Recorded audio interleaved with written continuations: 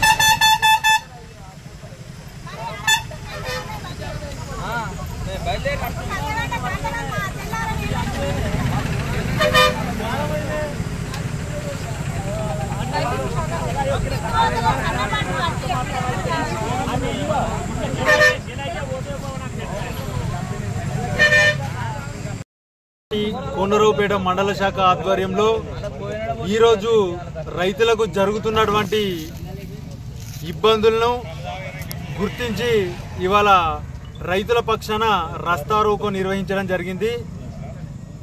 ఎన్నో ప్రగల్భాలు పలికిన తెలంగాణ రాష్ట్ర ప్రభుత్వం ఇవాళ రైతులకు పూర్తి స్థాయిలో అన్యాయం చేస్తుంది. మధ్యవర్తి వ్యవస్థ పూర్తి స్థాయిలో నిర్వర్తించలేక ఇలా కేంద్రం నుంచెల్లే సుతీలు బార్దాను మిగతా అన్ని పైసలు కేంద్రం ఇచ్చినప్పుడు కూడా మధ్యవర్తిగా వ్యవహరించి రైతుల్ని ఇవాళ కళాల నుంచి పంపించాలనే కార్యక్రమాన్ని కూడా పూర్తి స్థాయిలో నిర్వర్తించకుండా రైతుల్ని ఇవాళ ఇబ్బంది పెడుతున్న ఈ రాష్ట్ర ప్రభుత్వం, వెనకటికి ఒక సామెత ఉంది, రైతేడ్చిన రాజ్యం ఎద్దేడ్చిన వ్యవసాయం ఎప్పుడు కూడా బాగుపడది అని.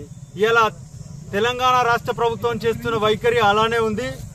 రైతుల్ని పూర్తి స్థాయిలో గోసవుచ్చుకుంటుంది. ఆనాడు రైతులకు తెలంగాణలో పండించిన సన్నబియ్యం సన్నవడ్ల రైతులకు 500 బోనస్ ఇస్తానంటుంది.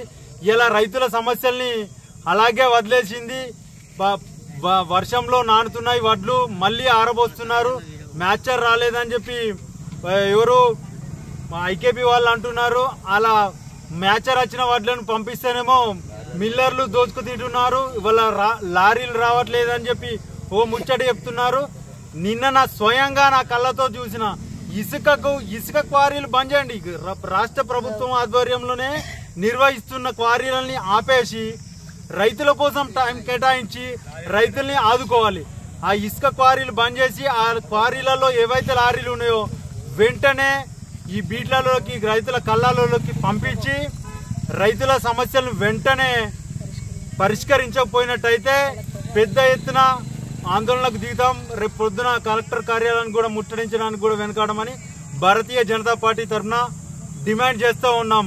ఇకనైనా కళ్ళు తెరిచి కాంగ్రెస్ ప్రభుత్వం నాయకులు ఈ సమస్యను కళ్ళలోకి వెళ్ళి ఓపెనింగ్ చేసుడు కాదు, ఇలా రైతులు ఏడుతుర్రు, వాళ్ళ సమస్యల్ని గుర్తించి వెంటనే రైతుల్ని కళ్ళల్లో నుంచి ఇంటికి పంపించాలని భారతీయ జనతా పార్టీ తరఫున డిమాండ్ చేస్తూ ఉన్నాం.